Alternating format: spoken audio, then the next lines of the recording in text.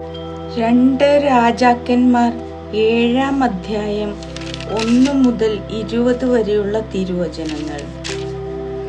എലീശ പറഞ്ഞു, കർത്താവിൻ്റെ വചനം ശ്രവിക്കുവിൻ. അവിടുന്ന് അരുളി ചെയ്യുന്നു, നാളെ ഈ നേരത്ത് സമരിയായുടെ കവാടത്തിൽ ഒരളവ് നേരിയ മാവ് 1 ഷെക്കലിനും 2 അളവ് ബാർലി 1 ഷെക്കലിനും വിൽക്കപ്പെടും. രാജാവ് പടനായകന്റെ തോളിൽ ചാരി നിൽക്കുകയായിരുന്നു. പടനായകൻ ദേവപുരുഷനോട് പറഞ്ഞു, കർത്താവ് ആകാശത്തിന്റെ കിളിവാതിലുകൾ തുറന്നാൽ തന്നെ ഇത് നടക്കുമോ? എലീശ പ്രതിവചിച്ചു, നീ സ്വന്തം കണ്ണുകൾ കൊണ്ട് അത് കാണും, എന്നാൽ അതിൽ നിന്ന് ഭക്ഷിക്കുകയില്ല. 4 കുഷ്ഠരോഗികൾ പ്രവേശന കവാടത്തിൽ ഇരിപ്പുണ്ടായിരുന്നു. അവർ പരസ്പരം പറഞ്ഞു, നാം മരിക്കോളം ഇവിടെ ഇരിക്കുന്നതെന്തിന്? നഗരത്തിൽ പ്രവേശിച്ചാൽ അവിടെ ക്ഷാമം, നാം മരിക്കും. ഇവിടെ ഇരുന്നാലും മരിക്കും. വരുവിൻ, നമുക്ക് സിറിയക്കാരുടെ പാളയത്തിലേക്ക് പോകാം. അവർ ജീവനെ രക്ഷിച്ചാൽ നാം ജീവിക്കും, അവർ കൊന്നാൽ മരിക്കും. അങ്ങനെ ആ സന്ധ്യയ്ക്ക് അവർ സിറിയക്കാരുടെ പാളയത്തിലേക്ക് പോയി. പാളയത്തിൻ്റെ അരികിലെത്തിയപ്പോൾ അവിടെ ആരും ഉണ്ടായിരുന്നില്ല. കാരണം രഥങ്ങളും കുതിരകളും അടങ്ങിയ ഒരു വലിയ സൈന്യത്തിൻ്റെ ശബ്ദം കർത്താവ് സിറിയൻ സൈന്യത്തെ കേൾപ്പിച്ചു. അവർ പരസ്പരം പറഞ്ഞു, ഇതാ ഇസ്രായേൽ രാജാവ് നമ്മെ ആക്രമിക്കുന്നതിന് ഹിത്യരുടെയും ഈജിപ്തുകാരുടെയും രാജാക്കന്മാരെ കൂലിക്കെടുത്തിരിക്കുന്നു.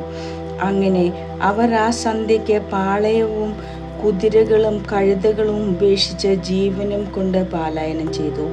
കുഷ്ഠരോഗികൾ പാളയത്തിൽ കടന്ന് ഭക്ഷിച്ചു പാനം ചെയ്തിട്ട് അവിടെയുണ്ടായിരുന്ന വെള്ളിയും സ്വർണവും വസ്ത്രങ്ങളും എടുത്ത് ഒളിച്ചു വെച്ചു. മറ്റൊരു കൂടാരത്തിൽ കടന്ന് അവിടെ ഉണ്ടായിരുന്ന സാധനങ്ങളും എടുത്തുകൊണ്ടുപോയി ഒളിച്ചു വെച്ചു. പിന്നെ അവർ പരസ്പരം പറഞ്ഞു, നമ്മൾ ചെയ്യുന്നത് ശരിയല്ല. ഇന്ന് സദ്വാർത്തയുടെ ദിവസമാണ്. നാം പ്രഭാതം വരെ മിണ്ടാതിരുന്നാൽ ശിക്ഷ അനുഭവിക്കേണ്ടി വരും.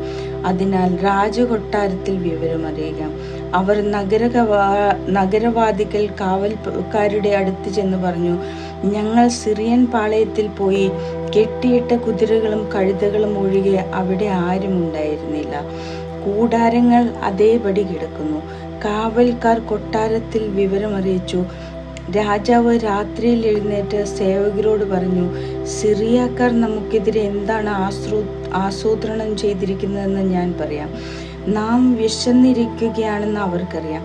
അതിനാൽ നാം നഗരത്തിന് പുറത്തു കടക്കുമ്പോൾ നമ്മെ ജീവനോടെ പിടിക്കുകയും തങ്ങൾക്ക് നഗരത്തിൽ പ്രവേശിക്കുകയും ചെയ്യാമെന്ന് ഉദ്ദേശിച്ച് അവർ പാളയത്തിന് പുറത്ത് വെളിംപ്രദേശത്ത് ഒളിച്ചിരിക്കുകയാണ്.